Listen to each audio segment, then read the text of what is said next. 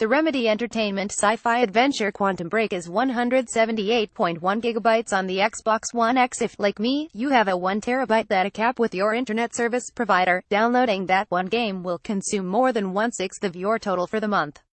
With games at these sizes, consumers now have to consider both the cost of the game and the effect it will have on their limited internet service. That should worry Microsoft, Sony, Netflix, and any other company that trades in data-intensive entertainment. With the launch of the Xbox One X, 4K gaming is now on PCs and TWFO of the three major consoles. This is part of an irreversible transition to that standard. Amazon and Walmart showcase 4K TVs. By the time the 2018 gift-giving holidays roll around, you may have to put in some extra work to find a new 1080p display. But 4K gaming has a consistent, ongoing cost increase associated with it. And if you have a data cap, that cost could turn into a constant, nagging anxiety in the back of your mind. Above, that's a lot of Quantum Break. I might argue that it's too much Quantum Break. I have a data cap.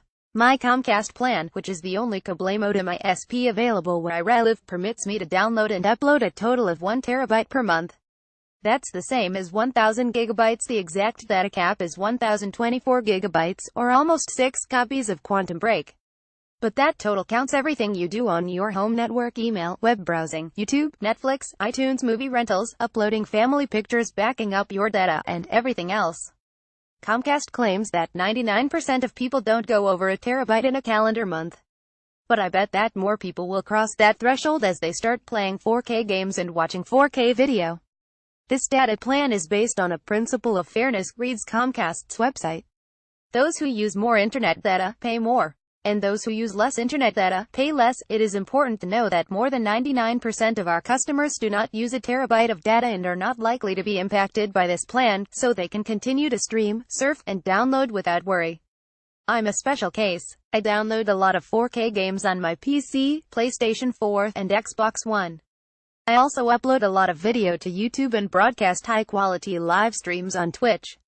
When I combined my normal habits with the Xbox One X at the end of October, I ended that month 683 gigabytes over the 1024 gigabytes cap. We're not even 72 hours into November, and I'm already at 340 gigabytes total. A huge chunk of that is downloading 2 or 3 full Xbox One games, but a lot of data is also just going toward updates for these 4K games. That's why buying physical games will help, but you'll still end up having to download massive updates with UHD content on PS4 Pro or Xbox One X. October was the second month in a row I went over my cap. I have only had Comcast for 2 full calendar months. Thankfully, the ISP gives you 2 credits that enable you to go over your limit without having to pay extra. Going forward, however, I will have to either pay $10 for every 50 gigabytes I go over the limit, or I can pay a flat $50 to remove the cap completely. I have 3 options when it comes to dealing with this going forward.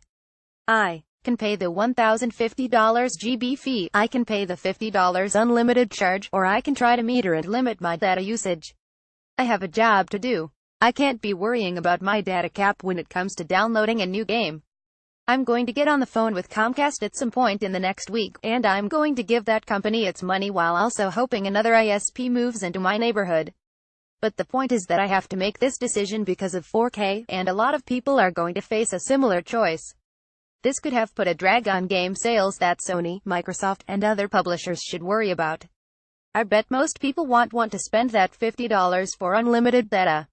Most normal households can probably stay under 1 terabyte by skipping over a game here or there. Comcast gives you a warning when you've used almost all of your data, and people will realize that if they purchase a game and it puts them over their cap, that game actually costs $70, not $60. Even if people do spend $50 for unlimited, that's $50 fewer dollars each month to spend on games. Above, Need for Speed Payback running at 4K on the Xbox One. And while this is a real problem under ISPs that use data caps to generate more revenue, the size of 4K games may force even unlimited customers to spend more money.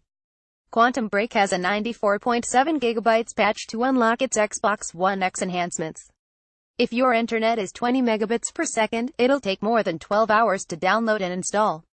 My slow, unlimited CenturyLink DSL is one of the reasons I jumped to Comcast over the summer. I went out and spent more to get faster speeds, and I of course ended up with the data cap in the process. And what's frustrating here is that data caps aren't going away. The Broadband Now ICE tracking service keeps a list of providers that have a data cap, and that roster now includes more than 200 different ISPs. This business tactic is growing right at a time when content creators and distributors, like Microsoft and Netflix, are trying to usher in the 4K revolution, but we don't ever hear stories about those companies putting pressure on Comcast, Time Warner, and Cox to increase those limits or do away with them completely. With a lack of competition in the ISP market, you would hope that companies that rely on customers with lots of fast data would step in and try to solve this problem. But that's not happening at the moment. So, can anyone lend me $50? I want to preload Star Wars Battlefront 250 GB and download Gears of War 4100 GB. The PC Gaming Channel is presented by Intel's Game Dev Program.